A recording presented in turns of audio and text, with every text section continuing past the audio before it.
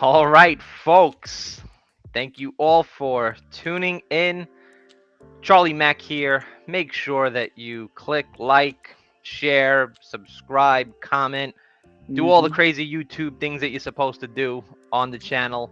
Uh, gotta say, a little nervous tonight. You all know me, Charlie Mack, obviously, but wanted to bring really, really good, smart, talented community member, Isaiah VAMS Plus. Thank you very much for joining me today. Cheers once again, brother.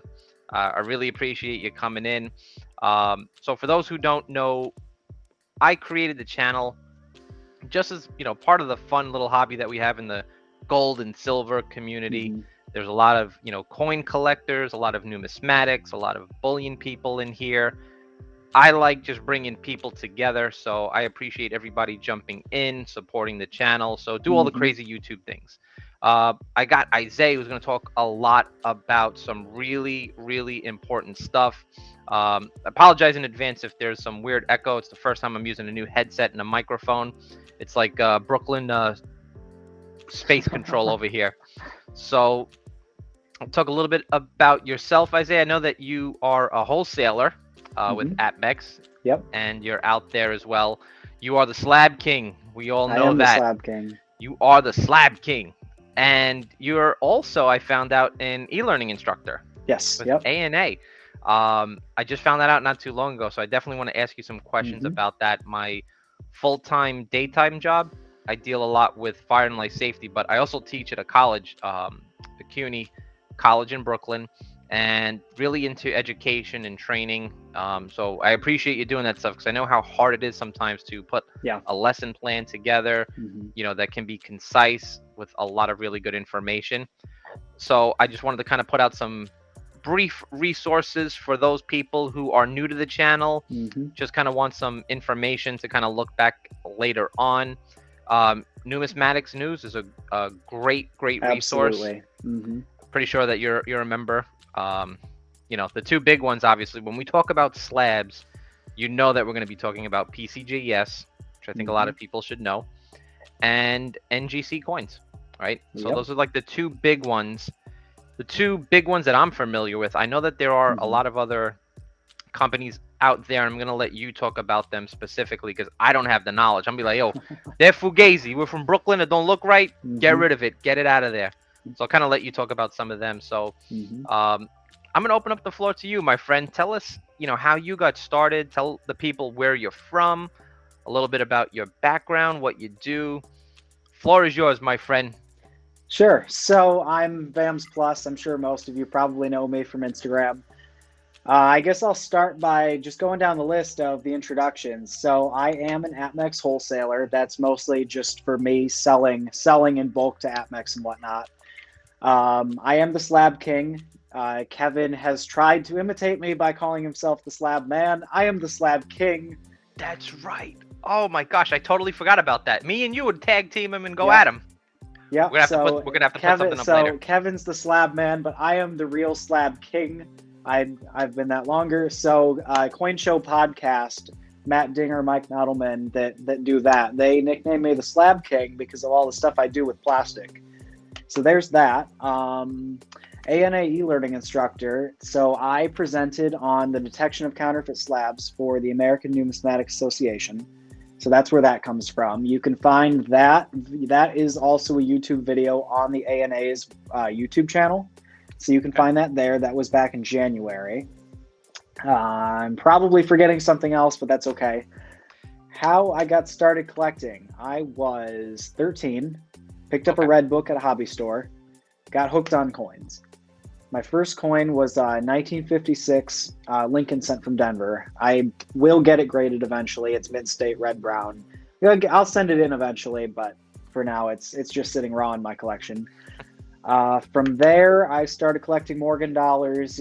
Started doing a little bit of stacking. A couple years ago, I started VAMS Plus on the gram. Started selling. Started buying a bunch more stuff. Started hitting up coin shows like crazy. Really got into the community on IG, really got into the hobby. And that's grown into, my research into counterfeit slabs, my research into counterfeit coins. I've started presenting and giving talks on the subject. I'm writing a chapter for Mega Red, which is the deluxe edition of the guidebook of US coins for anybody not completely familiar, which I don't blame you. I mean, the thing's the size of a dictionary, so I wouldn't blame you if you've never seen it before. But I'm writing a chapter for them on that. I communicate with a bunch of industry leaders on counterfeit slabs. They send me photos and whatnot. But yeah, so that's kind of what I've been up to. That's how I got started collecting. So, it's funny, I got a couple, follow-up questions with that.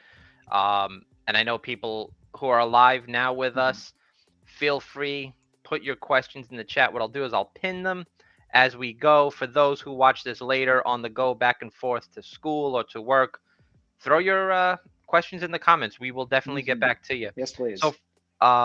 So tell us a little bit about the name first. What is VAMS Plus? What is it? Where does it come from for those who are not familiar? So VAMS Plus originated from my love of Morgan dollar varieties. So a VAM is actually an acronym for the last names Van Allen and Malice. These are two guys that back in the 60s, late 60s, early 70s, were cataloging Morgan and Peace dollar varieties. So similar to, the little differences in some of the bars and stuff in art bars and whatnot that you guys collect, Morgan and Peace dollar varieties, they were cataloging these. So they named the variety numbers after their last names thrown together, VAM. So VAMS Plus, the plus comes in because, I do error coins, I do sample slabs, counterfeit slabs, I do all this other stuff, hence the plus. Nice, very nice. Now, we're going to talk about that work specifically because I have a few questions about the actual slabbing process. We already got a couple of questions in here, and I'm going to pin them in a second. Someone's already asking, what does it cost to get coins graded? RL, great question. So it wants to know the cost between the major grading companies. Is that something that you would know? Yeah, so really it depends. I mean, there's a couple different factors. So it depends on whether you're sending to PCGS or NGC. That's the biggest difference. From there, it really depends on what coin you're sending. Modern coins are going to be a little bit cheaper. Vintage coins are going to be a little bit more. As the rarity, the value goes up, it's going to get a little more expensive just because of the insurance that they have to put on them. They're always insured. When they're in-house, they're insured by the grading companies. They pay, there's shipping insurance on the way back to you. But it really all depends. I think if I were to give you an average economy submission would probably be about $35-$40 a coin. So it's not cheap, but it's definitely worth it. I just sent a bunch out with our dear friend Sean Pegleg. I wanted to get all my Marvel stuff graded, and roughly, give or take, I think it was about $45-$50 per coin. Yeah, give or take. Obviously, the more that you submit, the better price break you're going to get. And do you have to be a member to send them in? Now, yes. So with PCGS, they do require the Collectors Club membership. That starts at, I think, $70 a year. But if you submit enough, it's well worth it. Now, if you submit to NGC, you can get a free membership to NGC at being a member of the American Numismatic Association, which is like $25 a year.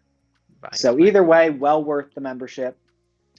I looked at it briefly, and my time to me is precious. I work 2 full-time jobs. I do a whole bunch of different stuff on the side. Not going to get into that. Nobody wants to be bored with my life story. They want to hear about the good stuff from you. But for me, there is a little time because you do have to submit it. You've got to do things correctly. Otherwise, they'll get kicked back. So another question that came up with silver rounds, is it just as important to say Morgan dollars to get slabbed? Or is there a difference between them? I mean, so really it really depends on what round we're talking about. If we're talking about, just like, for example, if we're talking about 2021 pandas or American silver eagles, I would say it's not as important to get slabbed. Really, as long as you're sure that it's genuine, if you Sigma test it, if you do something like that, that's usually good enough. Slabbing just adds the little bit extra protection so that you don't have to per se Sigma test every single round you get in. I know dealers that don't Sigma test them. They just throw them right back out. And Sometimes counterfeits go through, sometimes they don't, but I would say if you're not slabbing them, just be careful, Hmm. as you should be. And this kind of like kicks off the whole conversation about Hmm. what actually piqued your fancy about, counterfeits. Did you buy one? Did someone slip you one? Did someone give you a good deal on something you found out, hey, this is wrong? I'm gonna break your kneecaps. How did you get started Yeah, into all that? so I've always been interested in counterfeits so I was at a coin show. A dealer was like, "Hey, I want to show you something." He pulls out this 1893 S dollar that looks far too nice. I mean, it was just incredible. And I was immediately like, this is too good to be true. Lo and behold, it was a fake that he was showing me for educational purposes. So then I started thinking, well, there's all kinds of books and there's all kinds of websites on counterfeit coins and rounds and whatnot. But when I started looking, I couldn't find anything on the slab. Hmm. And I was thinking, if the coin is counterfeited, and they've been counterfeiting coins as far back as coins have been made. So they've been counterfeiting coins for thousands and thousands and thousands of years. Slabbing's only been around for 30 years, 30, 35, 40 years. And so I was thinking, well, if the coin is counterfeited, couldn't the slab be? So I started looking around, couldn't find anything. But at the same time, looking around, I was finding what looked to me like fake slabs. So I started doing some research, started looking. I mean, I spent hours with a loop looking at genuine slabs. I have a couple fake slabs in my collection. Some are better than others, but I started looking at differences and realized there are repeat telltale fakes, just like there are repeat telltale fakes. If you get enough fake silver eagles, you'll start seeing the repeat stuff that they get wrong. What's the same thing with a slab? There are repeat things that you can look for that'll tell you if it's fake. And so when I started seeing, well, there's no information on these fake slabs, I'm literally just finding it out on my own. I started sharing my information. And so once I started sharing information, people started telling me, like, you write all these articles about grading coins and collecting coins. Why don't you write articles about counterfeit detection? So I wrote a couple articles on counterfeit detection, developed a PowerPoint presentation, started giving talks, and it just exploded from there. Now, a couple of people had asked me, and this is one of the questions later on, but since we're on the Mhm. topic of, we all kind of know about counterfeit coins being in real slabs. Do you see the reverse as well? Yeah, so I've seen three different types of counterfeits. So you've got fake coins in fake slabs. That's the most common. You've got real coins in fake slabs. That's not quite as common, but a little later I'll get into that a little bit more. And here's the scary part. There's fake coins in real slabs. That seems like a paradox, I know, but Now, why would it someone do goes that? Is it multiple. just to resell that at a higher cost, or? Well, so what happens with real coins and fake slab or fake coins and real slabs, sorry. Fake coins in real slabs, that's simply a mistake on the grading service. There are some counterfeits that are so good, they've been graded genuine and they've been sold by major auction houses as genuine, and then they'll be pulled. I belong to a small group of collectors that we look for counterfeits on eBay and whatnot, and then we'll report that eBay takes it down and whatnot. But one of our guys has a collection of fake coins in real and genuine slabs of both grading services. So it's not limited to one or the other. It's all the grading services make mistakes, but there are some very good fakes out there. It, Sean actually just kind of asked a question I was going to ask as well. Do you know, from your opinion, are there any Mhm. companies that have better anti-counterfeit slabs or techniques to kind of pick up on that stuff? Right. So officially, I don't give a preference on one grading service or another. I will point out, however, the NFC technology that's being rolled out.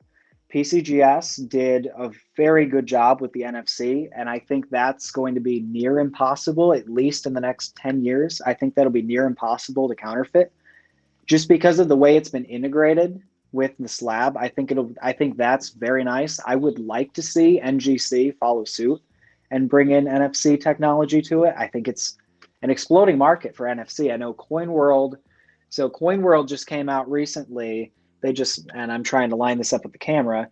They just came out with what's called CoinWorld Plus. So this is an NFC sticker that they can put on slabs. CoinWorld has an app called CoinWorld Plus that you can look up. You can use the app, scan that NFC tag, and it's got all the grading service information. But I Nice. would really like to see NFC come to all grading services. But that's just one example of a really good anti-counterfeiting device. You know, when I started putting this together, I got hit with a lot of really good questions Mhm. that I would not have even thought of. So this comes from someone on Instagram.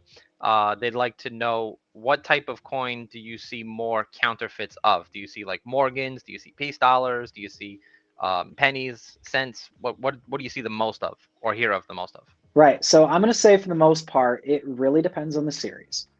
I would say just in general, you're going to see a lot of counterfeits. Now, when I say a lot, I do want to be clear right off the bat. When I say a lot and I say these are common, they're by no means common.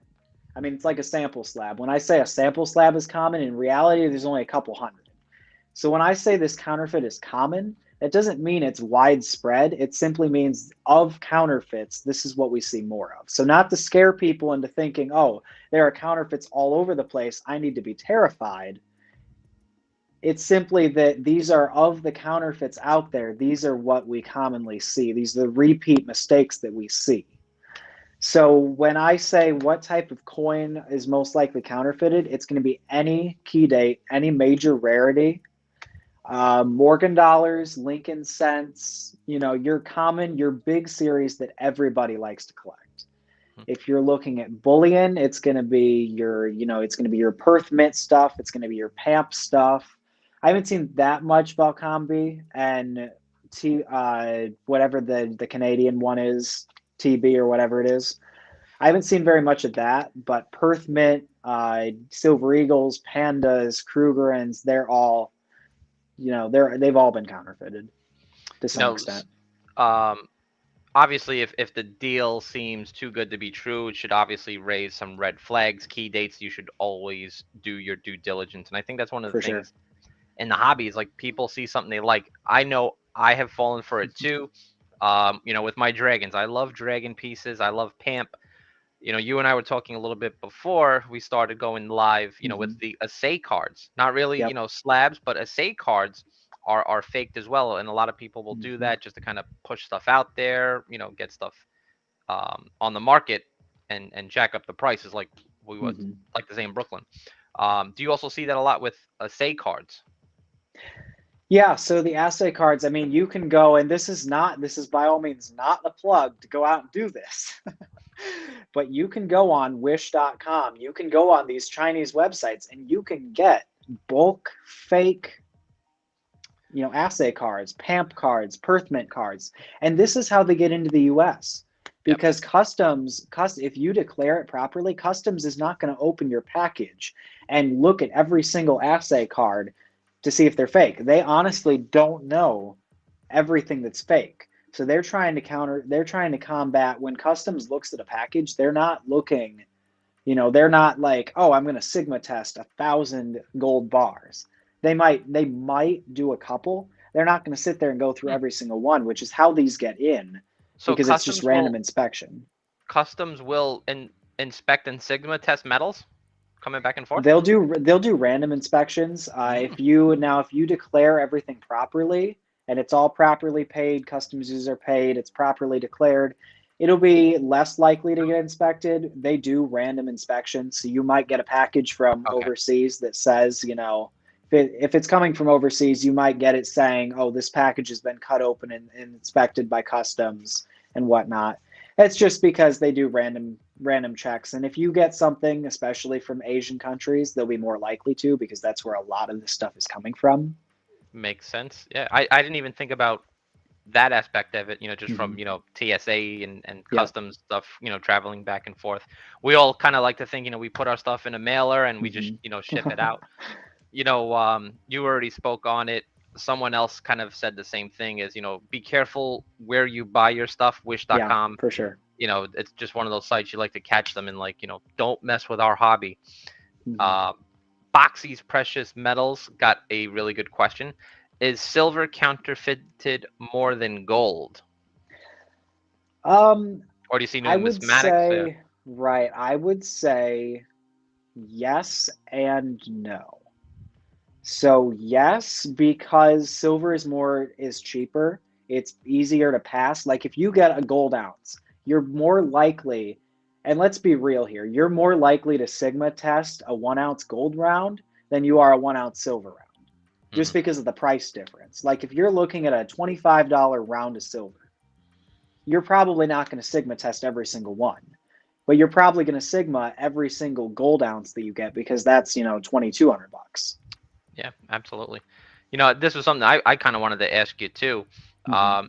I know you're a young professional. You got your whole road of work cut out for you down the road, but have you done any work with law enforcement? You would definitely be considered a subject matter expert. Have you ever done anything like that, or is that something you'd be interested in? Yeah, so I've never consulted for law enforcement on counterfeits because when we look at this, they're not so much concerned about the slab as they are the coin. Several colleagues of mine in counterfeit detection we do work with as an organization. We have a club called the Dark Side on Facebook. This is the group that looks at counterfeits. We discuss them. We discuss suspects that are counterfeit. We do coordinate with the Secret Service and eBay, different police groups and whatnot. I have personally not worked with them, but I have colleagues that have worked very closely in cases. And when Mhm. it comes down to the slab, it's really not so much that it's fake; it's the trademark infringing, the copyright infringing on the Got it. fakes. Makes sense. Yeah, it's actually one of my questions later on. Did you ever consider a career in Secret Service with your expertise? But what are some of the most interesting slabs? Someone had asked this as well. This actually Yeah. came from So, LinkedIn. I posted this everywhere. uh-huh. Facebook, Instagram, LinkedIn, just all the people that I thought I knew. Right. They're like, "Yeah, I know Isaiah. That kid is the Yeah. bomb. He knows everything." So someone wanted to know, what are your most interesting slabs that you have, and how did you get them? Yeah. So interesting slabs that I have is a little bit different than interesting slabs I've seen. There's one that I would be thrilled to own. I saw it once. I will probably never see it again. But it's a PCGS counterfeit slab that the label, so it's a fake $1795. The label is what absolutely I just started laughing so hard when I saw it for the first time. So you've probably seen it on my Instagram page. I've posted it several times. So it's a PCGS counterfeit, $1795. Both coin and slab are fake. Now the label says mint state 612 plus.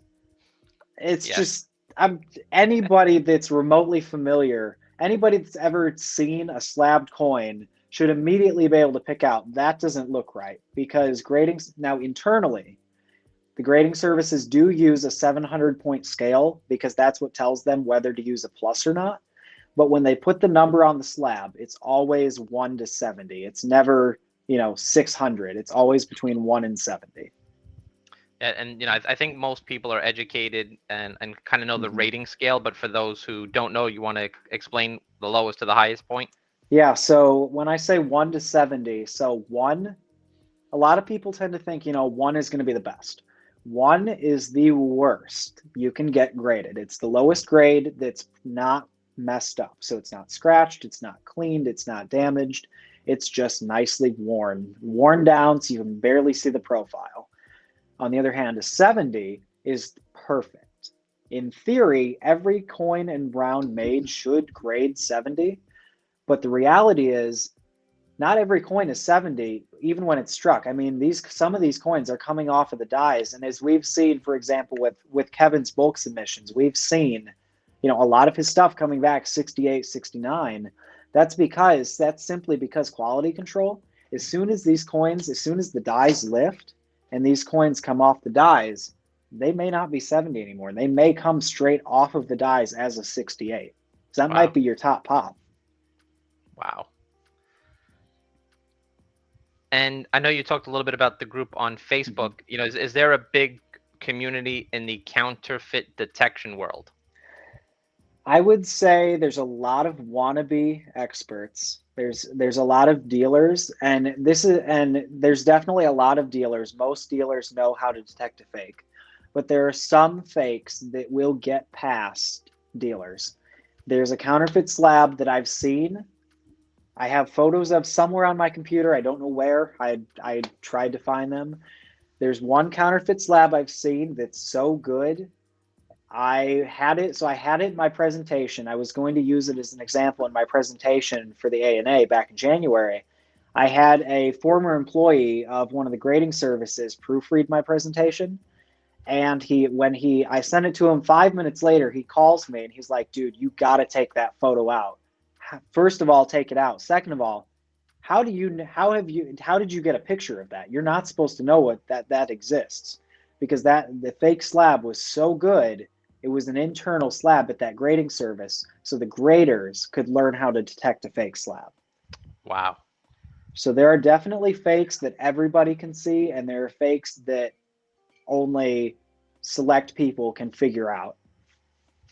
Another question too that had come up is, you know, we talk a little bit about the coin and bullion, but do you also deal with counterfeits and counterfeit detection for paper money? Yes. No, I don't do the bills themselves as much. I stick to slabs mostly because I don't know paper currency well enough to be able to detect counterfeit paper currency. However, I have found several examples. I've only found 2 or 3 different examples of counterfeit PCGS currency holders. Those are a lot easier to detect than the coin or the coin slabs, but they do exist. Yeah, I would be the same way. Like, I think I can pick out some counterfeits on bullion and coins, paper money. I would probably get fooled 10 out of 10 times. Boxy asks a good question. Do you consider or have you moved into assays or doing any grading? So I've definitely considered interviewing for NGC PCGS to grade. I like to think I can grade pretty well. People have told me I grade like Annex did back in the 70s, where everything was consistently like a point or two lower than it should have been. Now, that to say, although I have considered it, I'm a full-time college student working 2 part-time jobs, plus all the fun I have with you guys on IG. Ah, I'm definitely a busy guy. I know Charlie, you and I had a little bit of trouble scheduling this. yeah, yeah. And like I said, you know, I'll always make things work when I need them to work for me. I'll move mountains.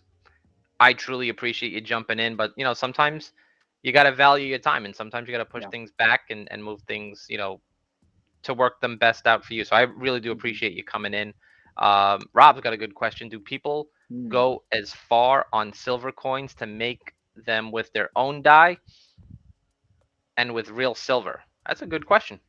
That is a very good question, because yes, there are counterfeits. Now, this mostly comes out of the Asian market because it's a lot harder for the Secret Service, the FBI. It's a lot harder for them to track down and arrest and slap with fines Asian counterfeiting. If it's in the US, they will find you. If you counterfeit in the US, they will find you, and you will be slapped with so many felonies. I can't imagine. You know, But just kind of yes, there are die made counterfeits. Now this, go ahead. no, go ahead. Okay. Yeah, so this is to say that die struck counterfeits, I have not seen that many of silver like rounds, gold rounds, bullion. It's the coins that are die struck. And yes, there are hand engraved dies, but with those hand engraved dies, there's always a difference from the real deal. Yeah, I was gonna say, would it even be time or even cost effective for someone to cut their own pieces and try to pass them off? Um, You'd have to disperse them with genuine stuff. yeah, If you start throwing out rolls of fakes, like just straight rolls of fakes, they're going to be found so much faster. But this is how they get out, especially with the bullion and the Morgan dollar counterfeits. This is how they get out. They take a roll of Silver Eagles. They take one or two out of the middle. They throw two, they take two genuine ones out, throw two fakes in. That may not seem like a lot, at silver prices right now, that's only a $50 difference. But when you're doing that with hundreds of rolls and flipping them on eBay and people aren't noticing because they get a roll of Silver Eagles, how many of us get a roll of Silver Eagles, open it up, and look at every single eagle? Not very many, if we're being No. honest. And so that's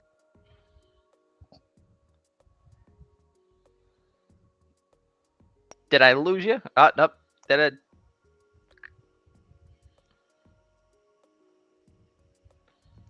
Sorry, Charlie, I lost you for a second there. All right, I got you. You're back. Yep, we're back. It's that counterfeit internet you got over there. That's what it is. Probably is. Gibby has a really good question. Do you think the value on early silver commemorative $half is ever going to recover to their previous heights? So the previous highs Gibby is talking about, these are the highs from the 80s when silver was $50 an ounce. In all honesty, those highs are probably not going to come back until silver goes back up to that 50 an ounce. The thing is, with that said, I have noticed that specifically, like he was talking about, silver commemoratives, the classic commems, these are making a comeback in value. People are realizing how rare some of these condition census top pop coins are, and they are making a comeback. With that said, I think a lot of coins and a lot of bullion in general, when people see the rarity and they see how hard it is, it's simple supply and demand. When people see how rare it is, the price just goes up and up and up.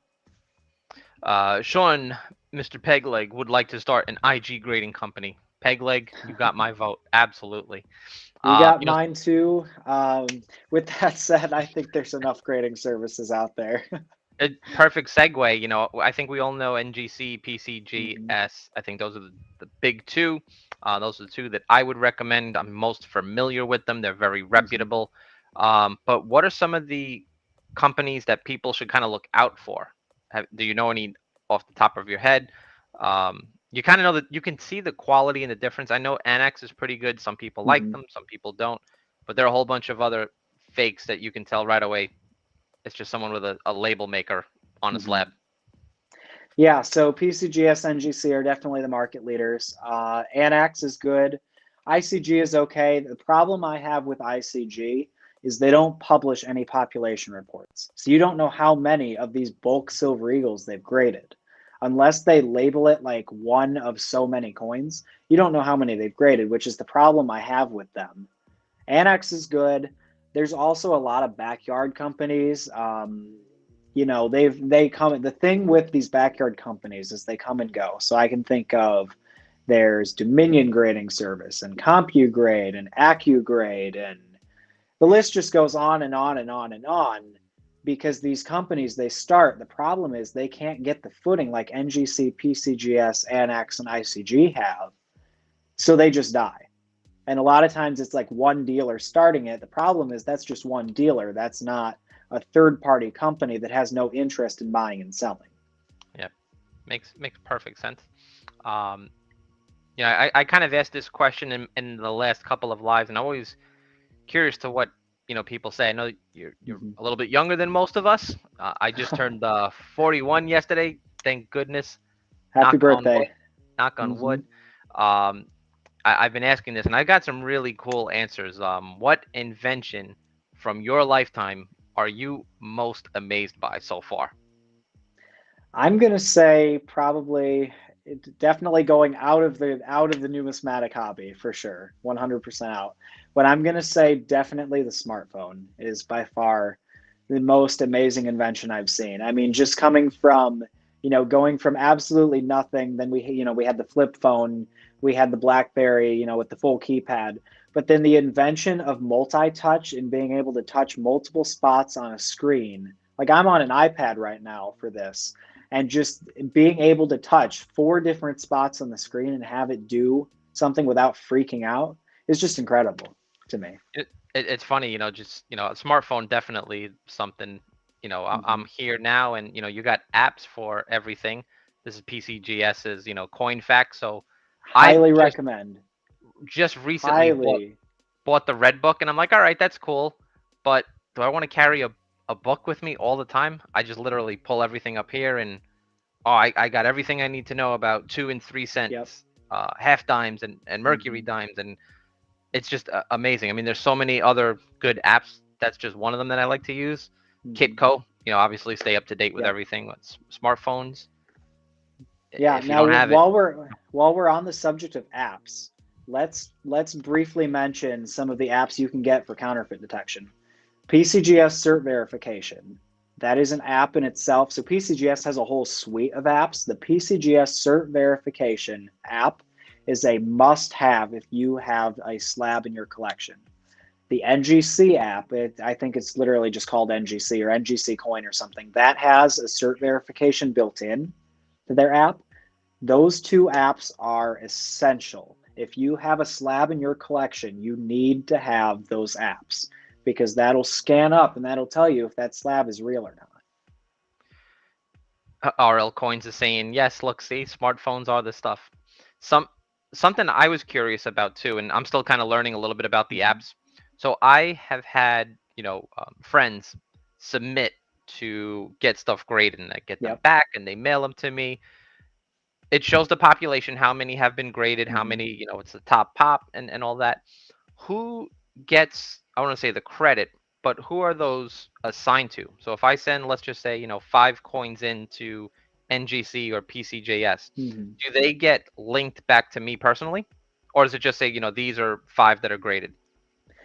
Yeah, so when you submit a coin, when you submit a coin and it's graded, it's graded top pops, or it's the finest known, unless you have it in what's called the set registry. So PCGS and NGC both do the set registry. And so what you do is you can scan your coins when they're graded by that company, and you can compete against other collectors to see who has the best set. Now, Uh, that's the only way they're going to be linked to you online. So when you look in CoinFacts and you say, "Oh, there's that an example off the top of my head, 1972 Lincoln cent. That's the double die. Basically saying that's when you have one in 65 red, in mid-state 65 red. That's not linked to you. That specific one is not linked to you unless you have it in your set registry and it's got it. on that'll link it. If you don't, so for example, this metal I have here, this is not linked on my set registry yet. I haven't put it up on there yet. I just haven't had the time to scan it in, so it's not linked to me yet. Got it. Makes sense. Rob has he has a BU 1890 Morgan, Mhm. about 10 of them. He's asking, do you think they would be worth getting graded? Um, it all depends on the condition. They're BU. It depends on how clean they are. If they're really nice and shiny, if they're really shiny or they're really nicely colored, toned, I would say yes. But at the end of the day, it's up to you. Do you think they're worth it? I have a post, and then later tonight I'll put the post back up. It's titled, "Is my coin worth grading?" And it goes down the list of costs and different factors in determining is it worth the money to get it graded. I'll put that up, and then Yeah. Rob, so check my Instagram later tonight. I will repost that. I tell everybody, listen, if you got the money, go for it. you know, Hmm. it's protection. That's the way I kind of look at it that first. Like, one, you preserve the piece, Hmm. but it's also kind of for the protection of that coin. And then you have something you can kind of pass down. Sean Yeah, would so like, I mean, so yeah. here's one of the Beskar bars from Kevin's collection. I mean, I love these, and so not only is it it's silver, but it's in a slab that protects it. And Kevin was so kind to sign it for me. Oh, awesome. You can probably get So $1 extra for that now. So, some people asked about that too. Those larger slabs, why are they so large for just a small little, piece of silver or a bar?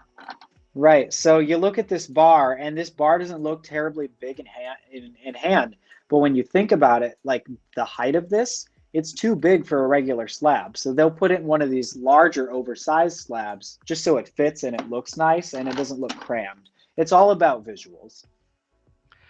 Gibby has a really, really good question. Do you ever think the grading companies will figure out how to adjust their census reports for coins that have been cracked and regraded? That's a really good question, Gibby. Yes, they do know how to do it. The problem is, it's not them, it's us. When you crack a coin, if you throw the label away, they don't know that it's been cracked. The only way to get them, and they do adjust the pop reports, but you have to send them those labels. When you crack a coin, keep the label. Every once in a while, I know NGC, every once in a while, they'll do this big promotion where they'll pay you to mail in the labels of coins that you've cracked so they can keep an updated census report. So That's if you good to crack know. a coin, keep the label. You don't have to keep the whole holder. Keep the paper label that was in the holder and send that back and mail that to them every once in a while. They I very much appreciate it. wish I would have known that. I purchased the slab. It got damaged en route. I know it wasn't the seller's fault. It's just the mailman. You know, you just kind of tossed it. I just took it as a loss. I told the seller. They're like, all right, don't worry, it's on me. Here's a refund. I cracked the thing out of the damn slab. Just tossed it out. So good information to know. Gibby, with all of the good questions tonight, go Gibby. Is there any place to enter a set registry if the slabs are from more than one TPGS? Yeah, so I think from what I can understand, he's saying, is there a way to basically put an NGC coin in a PCGS registry or vice versa? The answer is not really. Because the grading services, because they both offer this, they both like if you have a PCGS registry, PCGS likes you to have, your coins PCGS graded and vice versa. NGC registry likes the NGC coins. One, because they can access, it's very easy for them to just pull up their pop report instead of having to, because they're direct competition. The reality is their competition. They like to have their own stuff in their registries because they've developed and they've worked hard to make it happen. So they like it if you have all your stuff by them. Nice. Is the simple answer. Makes sense. Real quick, I had seen a question pop up for a little bit about posting my top 10 app suggestions. I will definitely do that tonight. I'll make a list of my top 10 apps for collecting and stacking, and I'll put up a post on those. Yeah, that'd be very helpful. When I was doing a little research for this, people just think counterfeits and they just think, oh, it's a fake coin, and they just put it in the slab. That's not the case. The Secret Service has been around and they take that stuff very, very seriously. Oh And yes, they yes. created in 1865 to combat the rise of counterfeit currency following the Civil War. So there have been counterfeits forever.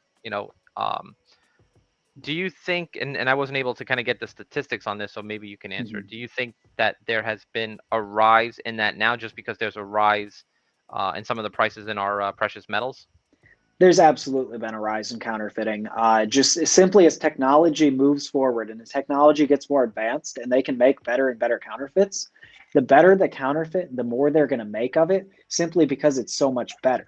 So if you've got a PAMP assay card or a Perthment assay card, or a Silver Eagle that's fake, but it looks really good, they're going to be able to get many more of those out simply because they're good and they fool. The more people they can fool, the more they're going to put out.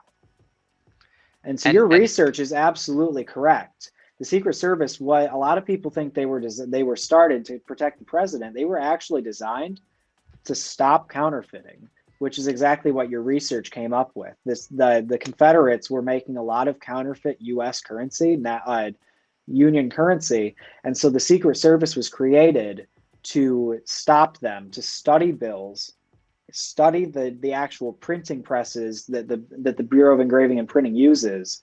They have those plates at the Secret Service. They have a whole room dedicated to just counterfeit money.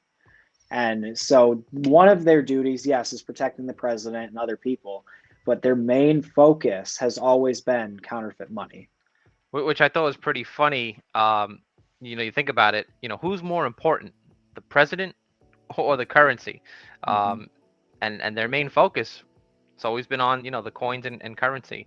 Hmm. And it just goes to show you, like, the mindset of people out there. Hmm. I think, collectively enjoy this, as a hobby. Some of us as a business, some of us Hmm. as a monetized hobby. But there's a lot of shady people out there, and if you don't do your own homework, you're gonna get burned. Yeah, So absolutely.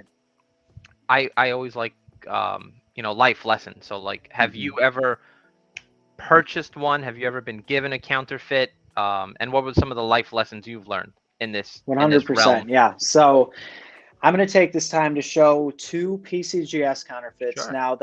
Now I'm showing PCGS counterfeits simply because they're the easiest to look at and say right away that it's fake. So for example, this is a counterfeit PCGS slab with a 1914 Denver Lincoln cent in it. It's clearly counterfeit. I mean, you look at the coin and you're immediately like, yeah, that's a fake. Now, if you look at the slab, if I covered up the coin and I said, is this a fake?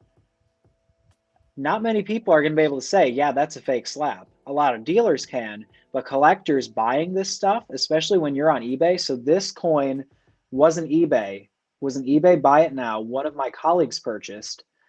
He got it in hand. The photos were deceptive enough. He thought it was real, got it in hand, realized it was fake, got his refund. I ended up buying this off of him for my research and now for education because it is fairly deceptive. I mean, from just from seeing this on a video, I'll admit it is pretty deceptive looking at it on a video because I can hold this, in just the right light that it looks real. It's not until you see it in Hmm. hand. Now, if you turn it, you can see it's pretty badly bent. Not many Yeah. genuine slabs are going to be this badly bent for people buying them. And so my second example is this Chinese dragon dollar. Chinese dragon dollars are the most widely counterfeited foreign coin on the market because they're so common.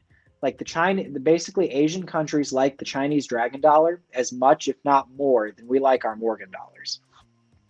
So this is one of the better PCGS counterfeits I've seen. Now the label is pretty bad. I mean, you can tell fairly quickly that the coin and the label are Hmm. counterfeit.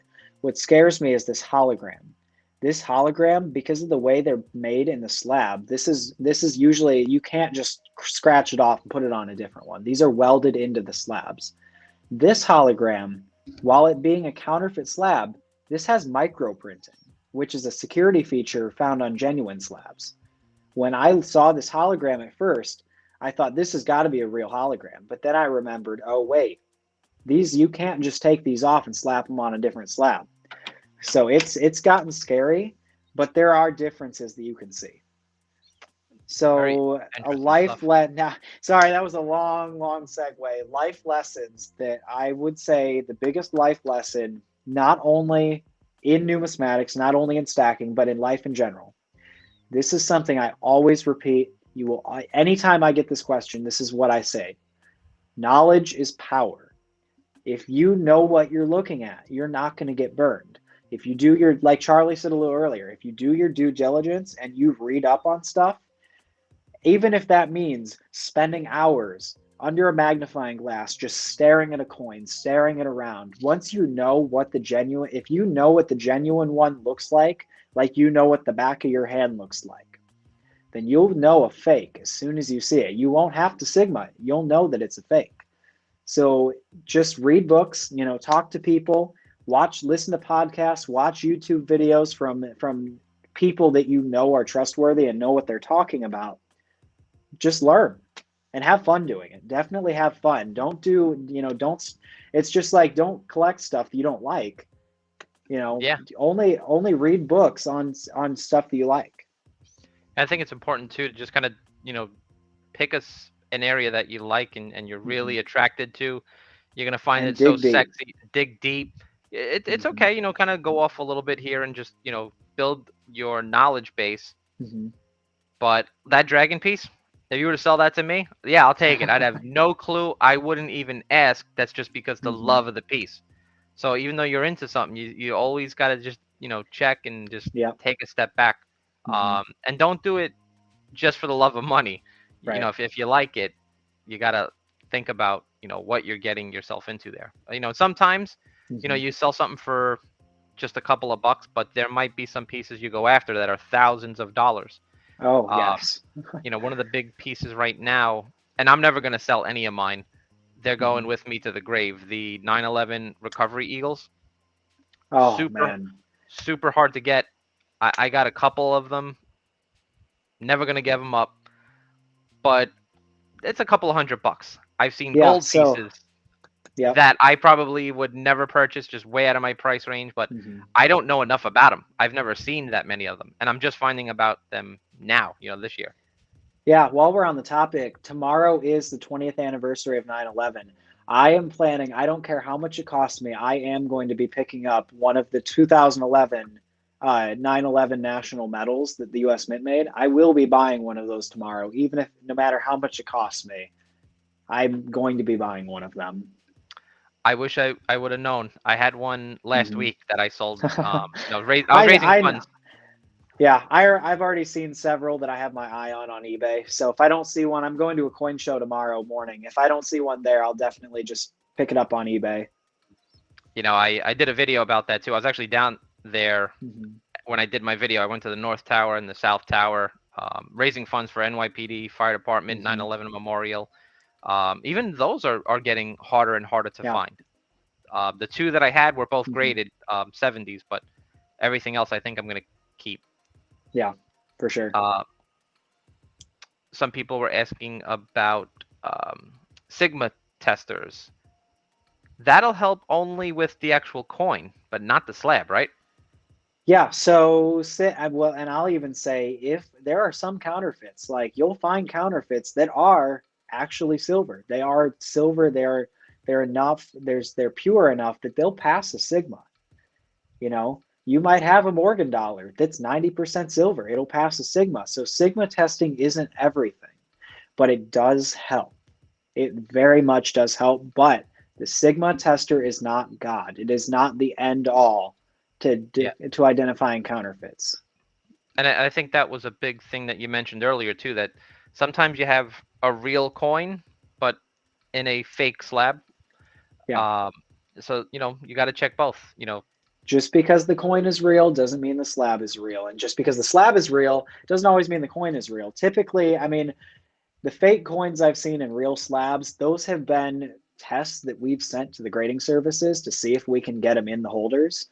Those are not just like, John Doe on Instagram that collects Morgan dollars, sends in a fake coin and it gets in a slab. These are good enough fakes that have been found that we've sent in. And the grading services know, like, when this guy does a submission, there might be a fake coin in here. I was actually just about to ask that question. Pegleg and I were talking about this, that there's a handful of people, they send in Mhm. 100 coins at a time. Sometimes dealers send in thousands of coins. Do those grading companies kind of keep tabs like, hey, you know what? Charlie has sent in, 5 submissions, and every submission there's been a fake. Do they track those type Oh of things? yes. Oh yes. They keep very close track. If you send in a fake, they will, and they find it, one off, whatever, that's fine. If you're repeatedly sending in fakes, like if you're repeatedly sending in fake eagles, your name is going to keep, and your name keeps coming up. Eventually, you might get blocked from submitting to them. And when that happens, if you're known as somebody that's continuously sending in these fakes, there's going to be legal action following. So It's yes, funny they because do keep records. I've the very first submission, and I like this Mhm. story just because um my mother knew I started collecting coins, so she went out on I don't want to say the website's name. I don't want to get in any legal Mhm. trouble, but she went to one of those fake websites, not wish.com or anything like that, just a third party Yep. that charged like friggin' $125 for a junk Morgan. Got a whole bunch of them for me. I like, oh cool, my first Morgans. Sent them in to go get graded. 2 of them came back decent. I kind of figured they were going to be in the low 60s. Like, great. One of them comes back clean. The other one, I believe, was unverified. One of them came back counterfeit. So Mhm. I'm like, yeah, what the heck? What's going on? So I tried calling up. It was way too much aggravation. So I call them up. Hey, listen, this is. I don't know if you got wherever you got this from. You got this from. All I know is I want my money back or a Hmm. replacement that's verified. No, we can't do that. I sent them the actual report from the grading company, and that's when I finally, got the refund back. They actually refunded all Hmm. of them. Go to find out. They just kind of prey upon some of the elderly people, Yeah. and they get these magazines, and people go on there. So that's kind of something that I just kind of think about too. That I may Hmm. submit something, I don't know where it's from. I'm just trying to get it verified. So would my name pop up on their terror watch list, if you will? I mean, it's I wouldn't call it a terror watch list, but That guy I mean, if Charlie. you send in a counterfeit and it gets, one-off counterfeits, you're not going to have any problems. But if you're sending in repeat, especially if it's the same thing, like if you're sending in repeat counterfeit silver eagles or repeat counterfeit pandas, and it's consistent that you're sending these in, they're going to start asking questions. Everybody, I mean, everybody's submitted a fake coin on accident. I have yet to meet a dealer that said no. I've never sent in a fake coin on accident. I was panicking. Everybody I was like, has.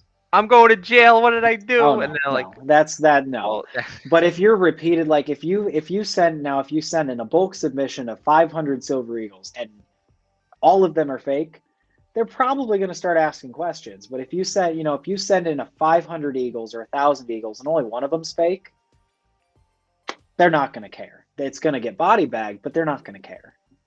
talking about counterfeits and counterfeit detection with the question, I always ask about inventions. Obviously, Mhm. 3D printing is something really new, really big. I've seen some really cool stuff. People use it for jewelry, for molds and things like that. Mhm. Have you heard anyone using that to kind of make custom slabs? I've seen some custom stuff from I'm people in the sure. community. I'm sure because so the grading services are very secretive about how they do the process. It's an industry secret. Trust me, I've asked way too many questions and I know there's some stuff that I know that I shouldn't have just because I've done a lot of research, but there are some secrets like the slabbing process. I can tell you the slabs are sonically sealed. That's public knowledge that they're sonically sealed. Some of them are welded. I can't tell you where they're made, what kind of plastic they are, where they come from, other than they come from some Asian country, because that's where all the, that's where the slabs come from. I can't tell you how they're made, what kind of plastic they use, what the molds are like. If they, that stuff I don't know. Those are industry secrets of the services for Yeah. that security reason that if they tell people how these are counterfeited, then they'll be able to make such good fakes that we can't tell that it's a fake. Now, with that said, questions I get, so I'm sharing all this information, aren't the counterfeiters watching these? Aren't they watching my presentations, learning from their mistakes? The thing is, yeah, they're absolutely watching. I won't deny that they're watching. There might be one watching right now. But the thing is, there are so many mistakes they make, they can't fix them all. We Yeah. will find a mistake. If it's counterfeit, we will find a mistake. No matter how many they fix, there is always a mistake. If it's counterfeit, it's never going to be 100% like the real one. Kind of talking about the community earlier, I think a lot of people we bond over this hobby. Mhm. What should people do if they find out someone they know is either making counterfeits or selling counterfeits? Who would they call? Do they call 911? Do they call the grading Right, companies? right. Yeah. So if I mean, and this is definitely extremely rare, but We're should from I we're mean, from Brooklyn. We're from Brooklyn. I mean, right, we like call Joey, Tommy, and Timmy down the block, and we. so I mean, you got to have concrete evidence. Like this is definitely not a subject, especially with counterfeiting US money. This is not a subject taken lightly. If you are suspected of counterfeiting, you will have the Secret Service and the US Marshals coming at you right away. With that said, if you have concrete evidence that somebody is counterfeiting, it's the con I would contact, I mean, if you contact your local police, they're going to refer you over to the Secret Service, the FBI, basically federal agencies. The Secret Service is the ones that usually handle this. So if you contact the Secret Service or the FBI, they'll be able to help you the best. Yeah. With that said, only do that if you have concrete evidence that that person is counterfeiting or passing counterfeits, knowingly passing many counterfeits as genuine, because that's taken very seriously and they act very quickly on Yeah, I've known a couple of restaurant owners, some bar owners, and shop owners in my neighborhood who have been presented counterfeits, and that. literally a phone call happens, Yep. and 25 minutes, 30 minutes, I mean, you have people there investigating. So I do know they take that very seriously. And you think about it, no faith in the currency. What happens to the economy? Not a lot of good Yeah, stuff. I mean, so, and I really don't want to bring up politics, but I'll just use the example. George Floyd got into the issues that we were in because he used, whether or not he knew it was fake, that it was a suspected counterfeit $20 bill that got us into the mess that we're in. So, whether or not, I'm not saying whether or not he knew it was fake, the point that it was fake and it was acted on so quickly. Hmm. Yeah, counterfeit money is a felony. It is handled very seriously. They do not take that lightly.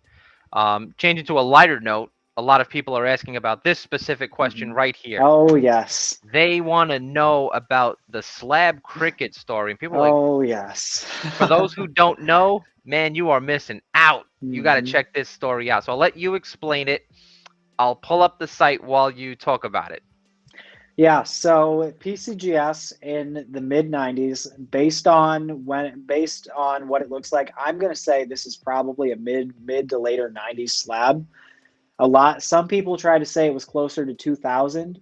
The real story is in about 2000 they stopped using the old green holder. And this is an old green holder, so this is mid 90s.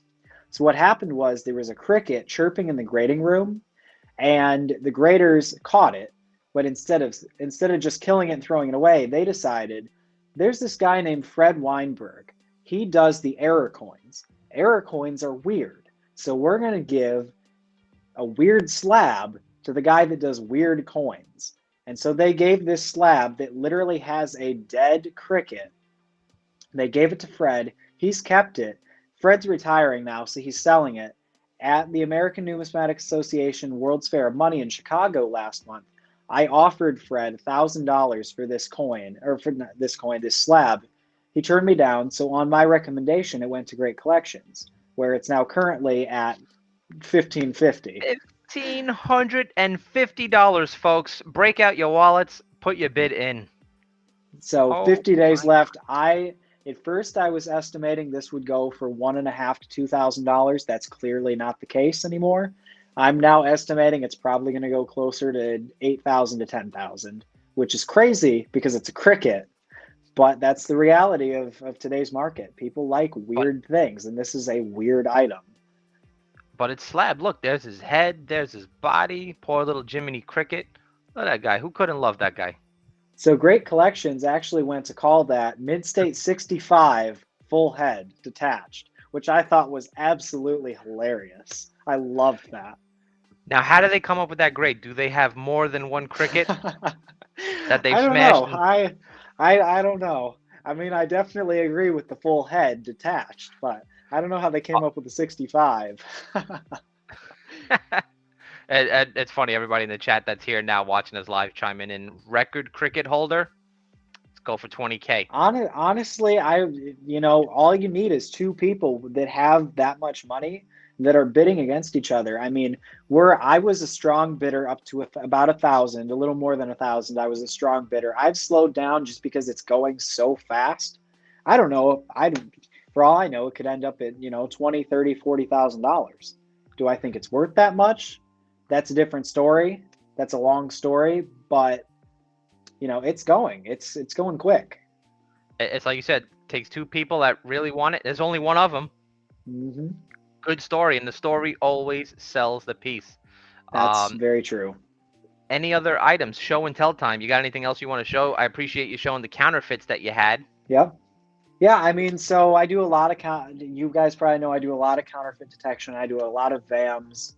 I do a lot of error coins. I've very recently gotten into world metals. So I showed one.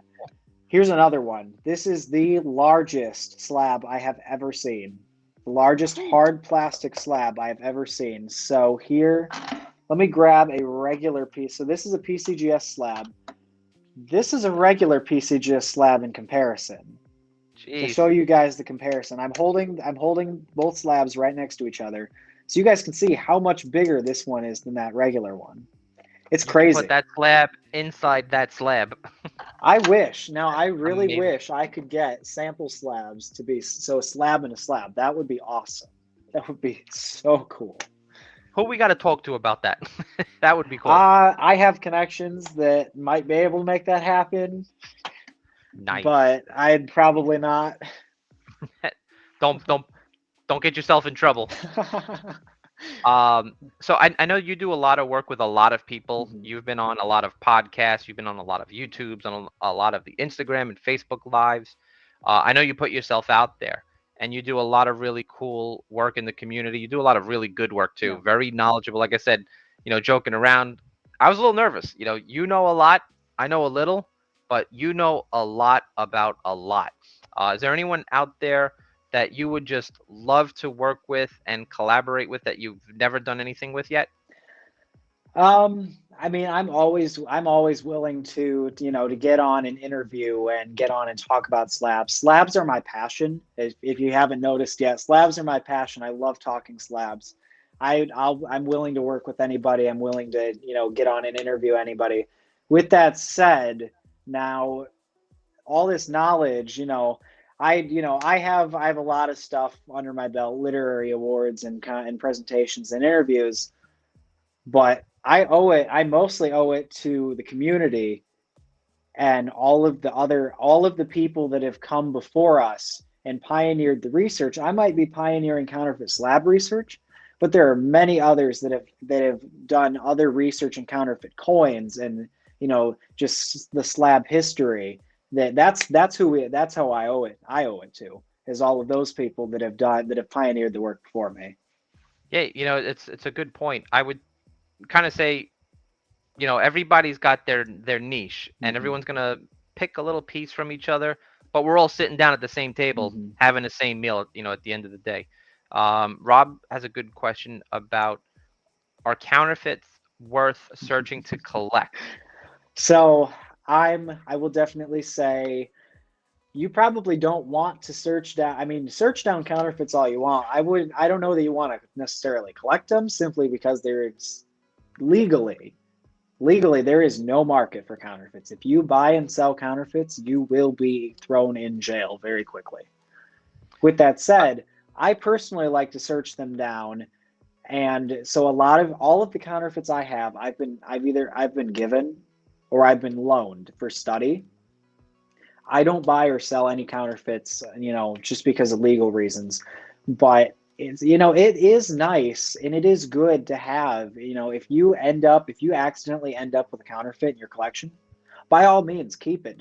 You don't have to destroy it. You can, but by all means keep it, because having counterfeits, having these counterfeits, this is what teaches me what to look for in the future. So if you have a couple counterfeits, by all means keep them and study them, because that'll show you how to find more in the future and keep yourself from getting burned.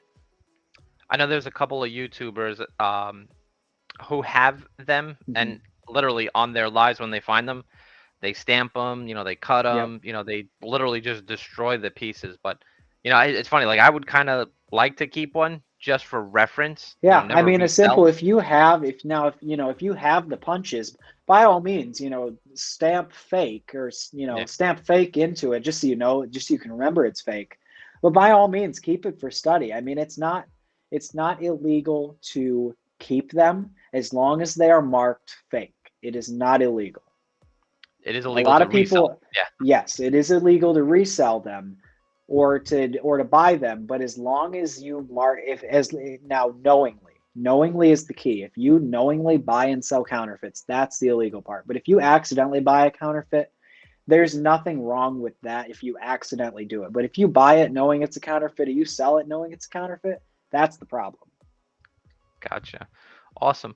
I appreciate you jumping in. Hmm. A lot of really good questions. I always like to end it with rapid fire Q and Yes, A, and this is please. where I love this. This is the fun time we have. Mhm. So, folks, if you have any other questions, put them in the chat window. I'll bring them up after we get through rapid fire. This is where we put Isaiah through the hot seat.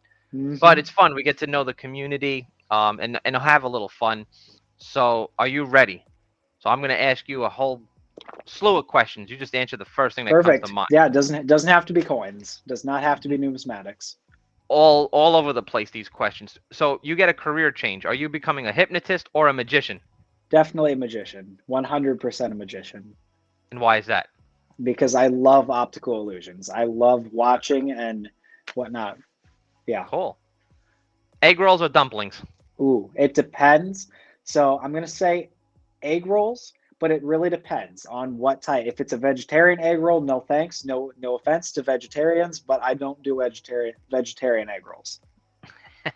I did that one when I was hungry. I was like, I got for lunch. Better obverse, the Definitely Morgan the peace or the piece? dollar. Definitely the peace dollar. Personally, my favorite coin design. A lot of people like the St. Gaudens double eagle. I'm weird. I like the draped bust coinage. I just that profile is just beautiful. I love the way it's designed. So the That is peace dollar for sure. piece. Okay. Cooler design on a coin: a president's face or a monument? Monuments. This or that. Eat a dead worm or eat a live cicada? Well, say I've never done it. I've eaten a worm, never eaten a cicada. So I'd be down to trying a cicada sometime. Oh, interesting. Okay. You could tell I was doing these during my lunch break, right? Yep. Lunchtime. Do you pack your own lunch or do you buy your own lunch? Going to college, I gotta assume you bring Oh your own yeah, lunch. so it depends on where I am. If I'm going to work, I'm packing my lunch. If I'm down in Dallas, like I was last weekend, I'm buying lunch because I got to try that Tex-Mex. Got to get that brisket. I'm on a hunt to find the world's best brisket. So if you The know of a world. good brisket place, let me know. If I I'll. go I would say Dallas has got to have some good brisket. third best in the nation that I found so far. Worst kind of pain: Hmm. biting your tongue or a paper cut? Paper cut is worse by far. Oh, under the fingernail, forget it. All right, you transforming for a day. Do you become a tiger or do you become a shark? Ooh, this is a hard one, but I'm gonna say tigers because I'm a big fan of tigers. Could cover more ground. Hmm. It's movie time. Are you going to be in a 90s comedy or 80s horror? 90s comedy. I can watch horror movies, but I really don't like them. I'm not a big fan of horror movies. Music time. Are you going to be in an 80s rock band or a 90s boy band? Rock band. 80s music is my favorite is one of my favorites. I love 80s pop. I love 80s rock. So Gonna have to get you on trivia. I'm doing a trivia night Sunday, but might have to change up, add you in my next one then. we might have to do that. Oh, this is gonna be fun. I'm an 80s rock guy as well. Mhm. So you're moving. Where are you going? Ancient Greece or Hmm. ancient Egypt? That's hard. I'm gonna say Greece. I would love to be there to see the start of the Olympics, to see the first Olympics. That would be incredible. That's a good answer. Yeah, I would say depends on the year, but that is definitely a Yeah, good answer. right. Because then at the same point, I'd also like to see the pyramids. Yeah, absolutely. Fantasy time. Are you gonna become a ninja or a wizard? Well, I said magician earlier, so I feel like part of me feels like I have to say wizard, but being a ninja would be so much fun. Oh yeah, I mean if you're in a battle, who wouldn't want to be a ninja? Depends on the Exactly. wizard. Depends on the wizard too. Right. Awesome. Thanks for playing rapid fire. Any Hmm. quick tips that you can give to the people on spotting a counterfeit? So if they're in their Spotting, local yeah. shop, If um, you're flea market or slab, anything like that. yeah, yeah. I mean, first of all, look at the coin. If the coin looks weird, if the coin looks off when it's too good to be true, it's probably bad. I mean, if your gut feeling, so I when I go to a coin show where I'm looking at coins, I operate on this. If it doesn't wow me, but in first glance, if it doesn't wow me in the first 3 seconds of looking at it, it's not worth buying. That's just even if it's really cool, if it doesn't wow me and get my attention, if it doesn't keep my eye, if I glance away and then glance back, it's not worth it. Eh, So basically, go I'm just ahead. laughing. I see some of the comments. Oh, I'm yeah. So basically, now quick tips for spotting counterfeits. If you get really good in looking at, the font, first thing, label color. If the label color looks off, if you've never seen that label color before, and I know there's a ton of brand new, like all these different flag labels and these different, colored cores and all this stuff. But if you get good at looking at label colors and you see one that's off, look closer at it. If you get good at looking at the fonts, like I can pick out a fake font right away, but that's just because I've studied it so much. So really quick tips.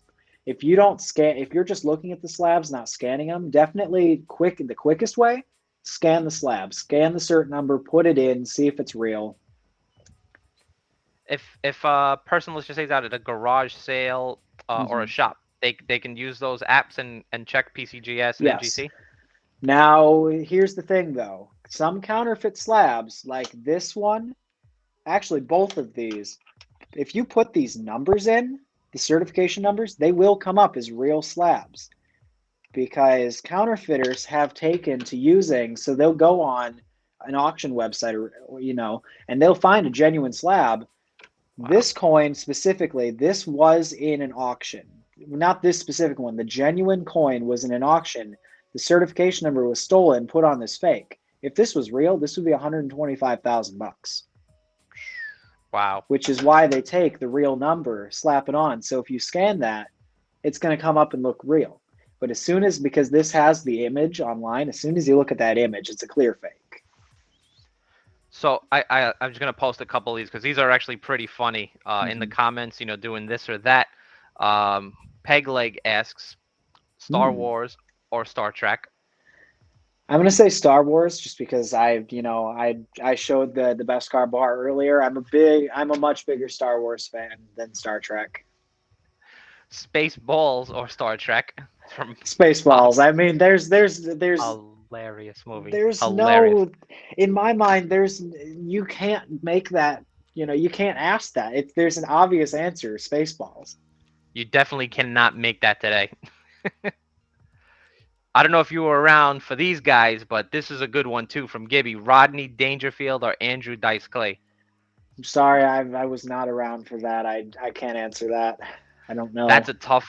a tough one. Both are very, very, very funny. Both are very, very vulgar guys. I'd probably go with Dice Clay. I like that one. That's a funny one. Man, interesting stuff too. You got me Hmm. thinking about that.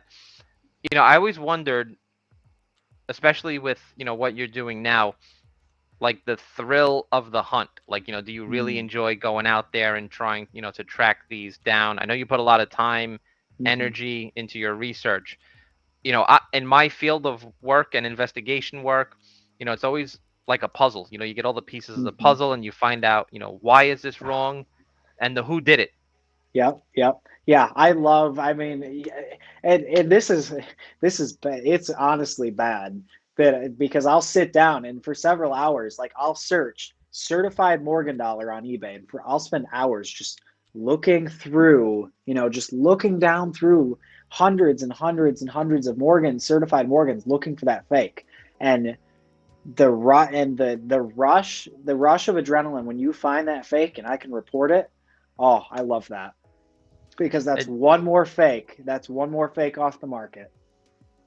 yeah, and like I said, it kind of helps the community. So people sometimes Absolutely. may not understand that time and energy and research that you do helps kind of keep an even keel and Hmm. yin and yang balance of good stuff out there on the market.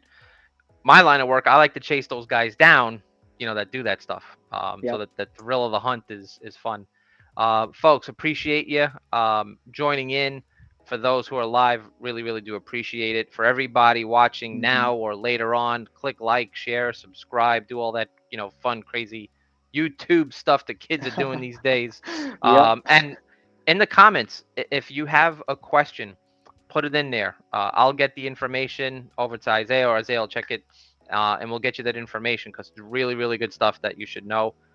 any topics or ideas that you guys would like to see, maybe in a later episode, we can elaborate on a discussion, something that we talked about here, or into another topic as well. So I'd love to hear the feedback from you folks. So make sure you spread love. It's the Brooklyn way. Isaiah, anything else you want to say before we cut out of here? Yeah, so if you like Charlie said, put any questions that you have, put them in the comments. I'll go on YouTube once this is posted and everything. I'll go on YouTube and I'll try to answer them on the YouTube page. So one person asks, everybody can see it. I'll try to answer them there. If I don't answer them there, if there's enough, I might just go live on Instagram and share my answers. I'll put up some posts. You can go to my website. My website's linked on my. No, it's not linked on my page anymore. VAMS.GoDaddySites.com. That's my website. If you want to DM me or email me, vamsplus@gmail.com, I'd be more than happy to send you a link to my website. I will put up eventually I'll put up a frequently asked questions about counterfeit slabs and counterfeits on my website eventually when I get the time. But for now, just throw them on the YouTube page in the comments. Email me, DM me on Instagram. Perfect. VAMS Plus at Gmail. Got it. Email me. Throw them on the YouTube. DM me on Instagram. I'll try to help you out as much as I can. Cool. Awesome. All right, folks. Once again, we got Isaiah, VAMS Plus on Instagram. Really, really great resource. Help each other grow. Do all those fun YouTube things. Peace out, everybody.